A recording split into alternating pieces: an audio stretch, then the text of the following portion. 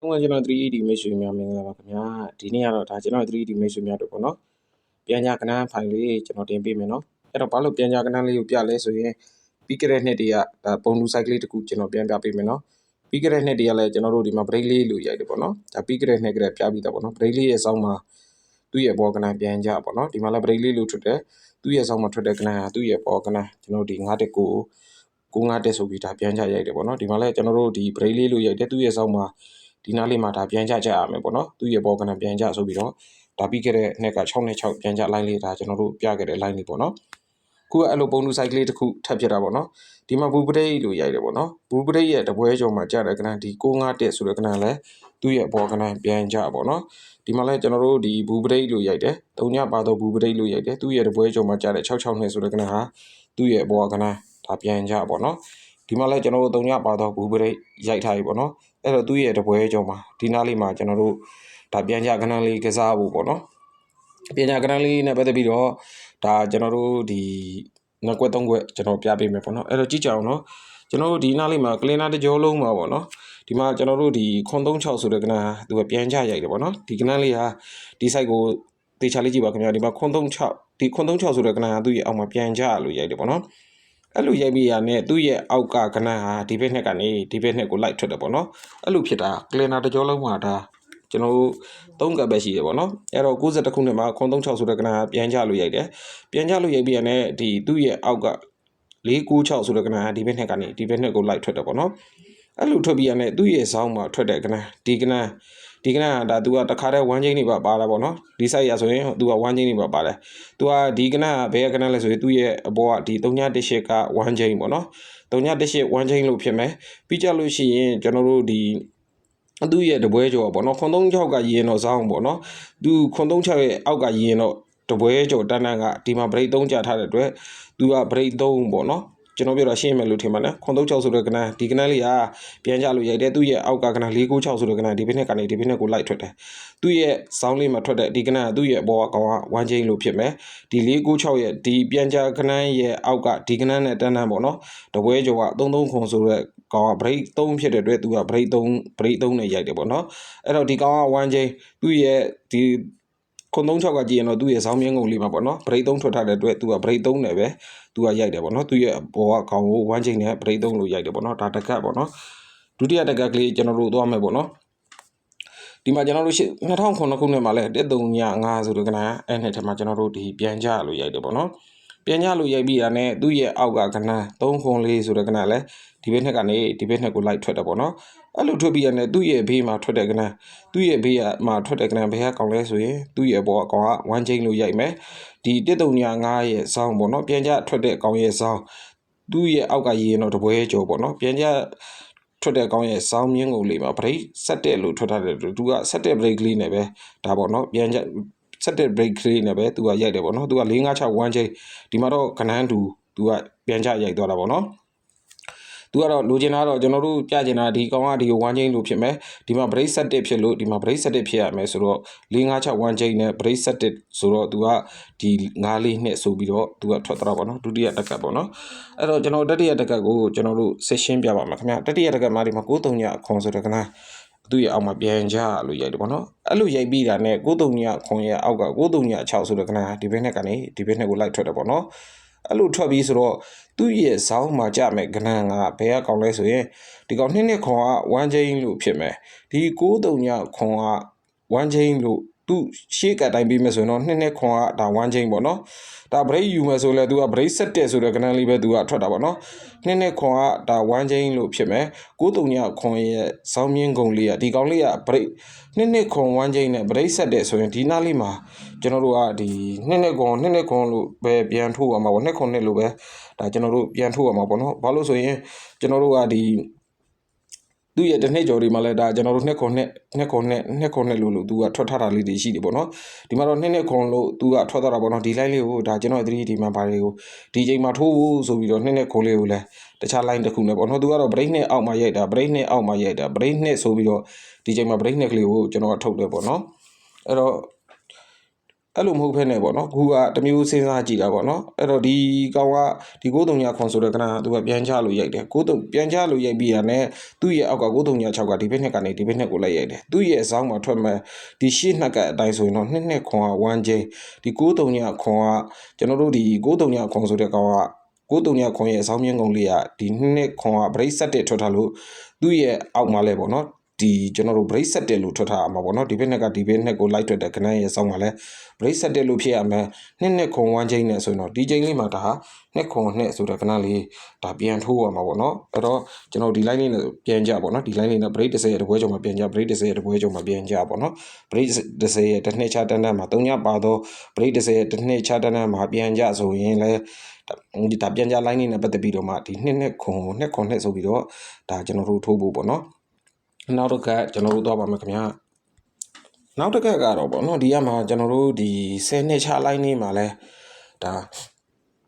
10နှစ်ချ line နဲ့ပဲကြည့်ဒါကျွန်တော်တို့ဒီ1 2 3 4 5 6ချိန်လုံးကလည်းသူကဒီလိုဖြစ်ဖူးတယ်ပေါ့နော်6ချိန်မှလည်းခွန်ထိတ်သူက20ချ6ချိန်မှလည်းခွန်ထိတ်ပေါ့နော်20ချဒါ6ချိန်မှလည်းဒါခွန်လုံးမိုင်းဆိုပြီးတော့ကျွန်တော်ပြခဲ့တဲ့ line ပေါ့နော်ခွန်ကတော့ထိတ်ကလာခြင်းမှလာမယ်ဒီလောက်ထွက်အချိန်များနေလို့ရှိရင်သူလုံးမိုင်းအနေနဲ့ပဲပေးမယ်ဆိုပြီးတော့ဒါကျွန်တော်တို့ပြောခဲ့တဲ့ line ပေါ့နော်သူက10နှစ်ချမှလည်းကျွန်တော်တို့ခွန်လုံးမိုင်းပေါ့နော်ခွန်ထိတ်နဲ့ပေးတာပေါ့နော်သူရှိကတ်တွေမှာတော့ဒီမှာတော့ကျွန်တော်တို့ဒီ68ခွန်မှာခွန်လုံးမိုင်လေးပဲကြာတာပေါ့နော်အဲ့တော့ဒီမှာလဲကျွန်တော်တို့ခွန်လုံးမိုင်လေးရိုက်တယ်ပေါ့နော်10နှစ်ချ6ချိန်မှာပေါ့နော်10နှစ်ချ9ဆွန်းတဲ့ခုနှစ်10နှစ်ချလိုင်းနေမှာဒါခွန်ထိတ်ဆိုပြီးတော့ပေးတယ်လို့ပဲပေါ့နော်သူရ20ချလိုက်လဲသူကခွန်ထိတ်လို့ပေးတယ်ပေါ့နော်အဲ့လိုပုံစံတူလေးလည်းဒီမှာဖြစ်တယ်ပေါ့နော်အဲ့တော့ဒီနားလေးမှာကျွန်တော်တို့ဒီလေးလုံးမိုင်လေးရှိတယ်ပေါ့နော်ဒီမှာလဲကျွန်တော်တို့ဒီ10နှစ်ချလိုက်လို့ရှိရင်သူရှိကအတိုင်းပဲကျွန်တော်တို့4ထိတ်ဆိုတဲ့ကဏ္ဍထွက်တယ်10နှစ်ချလိုက်ရင်4ထိတ်ဆိုတဲ့ကဏ္ဍထွက်တယ်ပေါ့နော်အဲ့လိုမှမဟုတ်ဘူးကျွန်တော်တို့20ချလိုက်မယ် line နဲ့လိုက်မယ်ဆိုရင်2005ခုနှစ်မှာလဲ4ထိတ်ဆိုတဲ့ကဏ္ဍလေးထွက်တယ်85ခုနှစ်မှာလဲဒါ4ထိပ်ဆိုတဲ့ကဏ္ဍလေးထွက်တယ်ပေါ့နော်အဲ့တော့ဒီချိန်မှာဆိုလိုတာသူရှေ့ကတ်တိုင်းပေးဦးမယ်ဆိုရင်လေးလုံးမိုင်လေးရှိတယ်ပေါ့နော်လေးလုံးမိုင်လေးရှိတဲ့အတွက်ကျွန်တော်ဒီ984ဆိုတဲ့ကဏ္ဍ894ဆိုတဲ့ကဏ္ဍလေးကိုပြန်ချ line လေးဒါကျွန်တော်ဒီခွန်နောက်ပိတ်အောက်မှာဒီ900ကိုပြန်ချကြရမယ်ဆိုပြီးတော့ဒါကျွန်တော်တို့ပြထားတဲ့ line လေးရှိတယ်ပေါ့နော်ဒါနဲ့ကျွန်တော်တို့အခုချိန်မှာတော့ဒါအဲ့တုန်းကပြခဲ့တဲ့ line လေးအတိုင်းပဲဒါကျွန်တော်တို့ဟိုးရင်၄ချိန်မှာကျွန်တော်ရဲ့ video file လေးကိုကြည့်တဲ့လူဆိုရင်တော့ဒါသိမှာပေါ့နော်ဒီချိန်လေးမှာကျွန်တော်ခုနောက်ပိတ်ရဲ့အောက်မှာဒါပြန်ချရှိတယ်ဆိုပြီးတော့ဒါပြီးခဲ့တဲ့အချိန်မှာလည်းကျွန်တော်တို့894ဆိုတဲ့ကဏ္ဍကိုကျွန်တော်ထည့်ပေးခဲ့တယ်ပေါ့နော်ဘယ် line နဲ့ထည့်ပေးခဲ့လဲဆိုလို့ရှိရင်ဒီ line လေးကိုအစဖော်လိုက်ပဲဆိုလို့ရှိရင်ဒါကျွန်တော်ရဲ့ 3D မိတ်ဆွေများအနေနဲ့မှတ်မိမှာပေါ့နော်အဲ့တော့ကလင်နာကြောလုံးမှာပေါ့နော်ခါသုံးလုံးပေါင်းကို4လို့ထောင်းတယ်ခါသုံးလုံးပေါင်းကိုခွန်လို့ထောင်းတယ်ပေါ့နော်အဲ့လိုခါသုံးလုံးပေါင်း4ခါသုံးလုံးပေါင်းခွန်လို့ရိုက်တယ်အဲ့လိုရိုက်ပြီးရတဲ့သူ့ရဲ့နောက်နေမှာတက်ခါခွာလေးဆိုတဲ့ကဏ္ဍထွက်တယ်ပေါ့နော်ဒီမှာခါသုံးလုံးပေါင်း4ဖြစ်လို့ဒါခွာလေးပေါ့နော်ဒီခါ6လုံးပေါင်းကြီးက7ဖြစ်လို့ဒါတက်ခါပေါ့နော်အဲ့တော့တက်ခါခွာလေးဆိုတဲ့ကဏ္ဍလေးထွက်တယ်ပေါ့နော်သူ့ရဲ့အောက်မှာဒါ break သူ့ရဲ့အောက်မှာထွက်တဲ့ကောင်ကသူ့ရဲ့ဇောင်းမြင့်ကောင်ကဒီမှာ break 3ရှိတဲ့အတွက်ဒီကို break 3လို့ရိုက်တယ် break 3မှာဒီမှာ break 3ရှိတဲ့အတွက်ဒီမှာ break 3ကိုရိုက်တဲ့အချိန်မှာပူးခွာနဲ့ break 3လို့ရိုက်တယ်ပေါ့နော်ပူးခွာနဲ့ break 3လို့ရိုက်ပြီးရကြမှာသူ့ရဲ့ဇောင်းလေးမှာပေါ့နော်တက်ခါခွာလေးရဲ့ဘေးလေးမှာခွန်ခါလို့ရိုက်တယ်အဲ့လိုရိုက်ပြီးတာနဲ့အဲ့ခွန်ခါကြောင့်သူ့ရဲ့နောက်နဲ့မှာ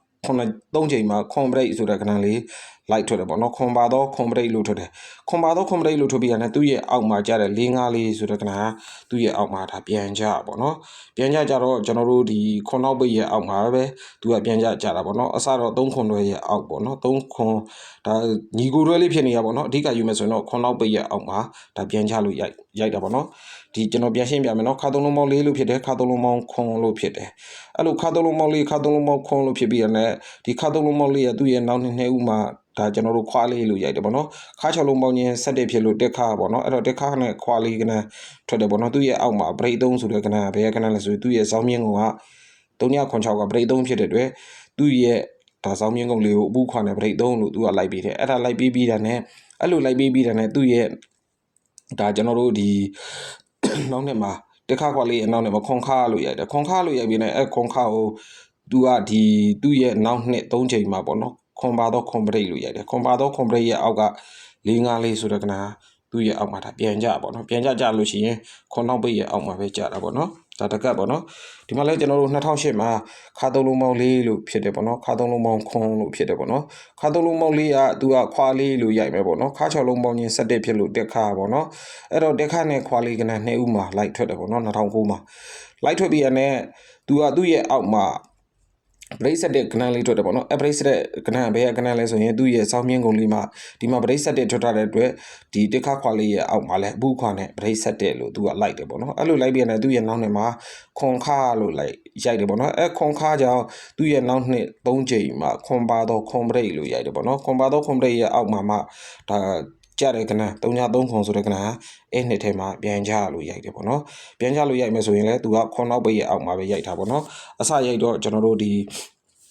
3ခွန်တွဲရဲ့အောက်မှာဒါပြန်ကြလို့ရိုက်တယ်ဒုတိယရိုက်တော့4ခွန်တွဲပေါ့နော်ဒါညီကိုတွဲလေးဖြစ်နေတာကိုပြတာပေါ့နော်အဓိကတော့ကျွန်တော်တို့က3ခွန်4ခွန်2ခွန်တွဲရဲ့အောက်ပေါ့နော်အခုချိန်ဆို2ခွန်တွဲရဲ့အောက်ကလေးကအောက်ကလေးမှာကြာနေတဲ့အတွက်ဒါညီကိုတွဲလေးကိုယူပြတာပေါ့နော်အဓိကတော့ခွန်နောက်ပိတ်ရဲ့အောက်မှာဒါပြန်ကြဆိုတဲ့ကနန်းလေးလိုက်ထွက်တာပေါ့နော်အဲ့တော့တတိယတကကျွန်တော်တို့ကညီလေးကျွန်တော်ပြပေးမယ်နော်အဲ့တော့ဒီမှာလဲကျွန်တော်တို့ခါသုံးလုံးပေါင်း4လို့ဖြစ်တယ်ခါသုံးလုံးပေါင်းခွန်လို့ဖြစ်တယ်ခါသုံးလုံးပေါင်း4ဖြစ်လို့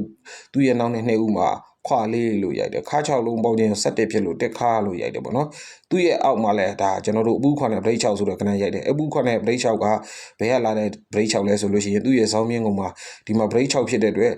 ဒီတက်ခါနဲ့ခွာလေးအောက်ကိုပေါ့နော်ဘူးခွာနဲ့ break 6လို့သူအလှမ်းပို့တယ်ပေါ့နော်အဲ့လိုပို့ပြီးတယ်သူ့ရဲ့နောက်နှစ်မှာ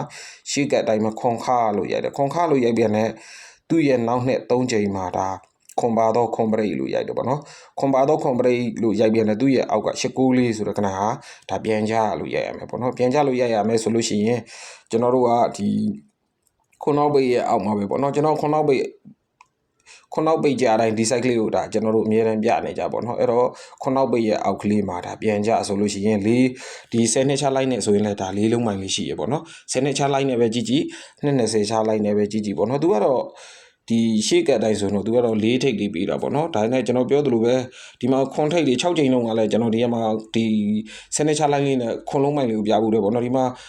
10နှစ်ချလိုက်မှာခွန်ထိပ်10နှစ်ချလိုက်မှာခွန်ထိပ်ပေါ့နော်ဒါမှမဟုတ်ဘူးကျွန်တော်တို့220ချလိုက်ဆိုရင်လည်း220ချမှာလည်းခွန်ထိပ်လို့ရိုက်တယ်220ချမှာလည်းခွန်ထိပ်လို့ရိုက်တယ်ပေါ့နော်ဒါပေမဲ့6ချိန်မှာတော့သူကခွန်ထိပ်လို့ပြီးမသွားဘဲနဲ့ခွန်လုံးမိုင်အနေနဲ့ပဲသူကပြီးသွားတယ်ပေါ့နော်အဲ့ဒါလေးကိုနမူနာယူပြီးတော့ကျွန်တော်တို့ကဒီနားလေးမှာ4ထိပ်လို့ယူမလားပေါ့နော်ဒါမှမဟုတ်ဒီ89လေးပတ်လဲဟိုအားထိုးမလားပေါ့နော်2ခွန်2ကတော့ဒီမှာသူ့ရဲ့ရှေ့ကတိုင်းဆိုတော့2ခွန်2တဲ့ပေါ့နော်2ခွန်2တဲ့2ခွန်2တဲ့ပေါ့နော်ဒါ break 7ရဲ့အောက်မှာဒါ break 7ကြရမယ်ပေါ့နော်သူ့ရဲ့ဘောက1ချိန်နဲ့မှာ break 7ဆိုရင်တော့2ခွန်2ဆိုတဲ့ကဏ္ဍထိုးရမှာပေါ့နော်ဒီကျွန်တော်တို့ဒီခါသုံးလုံးပေါင်းလေးခါသုံးလုံးပေါင်းခွန်ဖြစ်ပြီးသူ့ရဲ့နောက်နဲ့မှာတက်ခါခွာလေးလို့ရိုက်တယ်ခွန်ပိတ်လို့ရိုက်တယ်ဆိုရင်တော့ဒီ89လေးဆိုတဲ့ကဏ္ဍလေးထိုးရမှာပေါ့နော်ဒါနဲ့ပြန်ကြတွေကတော့ဒါခုလို့ဒီမှာလဲကျွန်တော်ကဒီ break set ကိုပြတဲ့အချိန်မှာဒီနားလေးမှာကျွန်တော်ကဆွမ်းတော်အကတ်နဲ့လဲဒါ break set ကလေးရှိတယ်ပေါ့နော် break set ရှိတဲ့အတွက်ကျွန်တော်တို့ဒီနားလေးမှာပေါ့နော်ဒီကောင်ကဒီကိုပြန်ကြလို့ရိုက်တယ်936ကဒီဘက်နဲ့ကိုကနေဒီဘက်နဲ့ကနေဒီဘက်နဲ့ကိုလိုက်ထွက်တယ်သူ့ရဲ့ဆောင်းမှာထွက်တဲ့ကောင်က936ရဲ့ကောင်ကဆောင်းမြင့်ကောင်ကဒါဗရိတ်လို့ဖြစ်ရမယ်သူ့ရဲ့အပေါ်ကကောင်ဝမ်းချင်းလို့ဖြစ်ရမယ်ဆိုရင်လဲဒါ2ခွန်းနဲ့ဝမ်းချင်းနဲ့ဗရိတ်ဆက်တယ်ဆိုရင်တော့2ခွန်းဝမ်းချင်းနဲ့ဗရိတ်ဆက်တယ်ဆိုရင်တော့ဒါ2ခွန်းနဲ့ဆိုတဲ့ကဏ္ဍလေးထိုးအောင်ပါပေါ့နော်ဒီ line လေးနဲ့ကျွန်တော်တို့ဒီsignature line လေးနဲ့လေးလုံးမိုင်လေးကြိုက်တယ်ဆိုရင်တော့ကျွန်တော်တို့ကဒီ498ဆိုတဲ့ကဏ္ဍလေးဒါထိုးအောင်ပါပေါ့နော်ဒီကျွန်တော်တို့ဘာလို့ပြန်လဲဆိုလို့ရှိရင်အကောင်ပြန်ကြကဏ္ဍလေးတွေကဒါကျွန်တော်တို့ဘူပရိတ်ရဲ့တပွဲကြော်ဒီမှာလည်းပြန်ကြပေါ့နော်ဘူပရိတ်ရဲ့တပွဲကြော်မှာကြားတဲ့ဒီ9တဲ့ဆိုတဲ့ကဏ္ဍလေးလည်းသူ့ရဲ့ဘောကဏ္ဍပြန်ကြလို့ရိုက်တယ်ဒီမှာလည်းဘူပရိတ်ကလေးရိုက်ထားတယ်ပေါ့နော်သူ့ရဲ့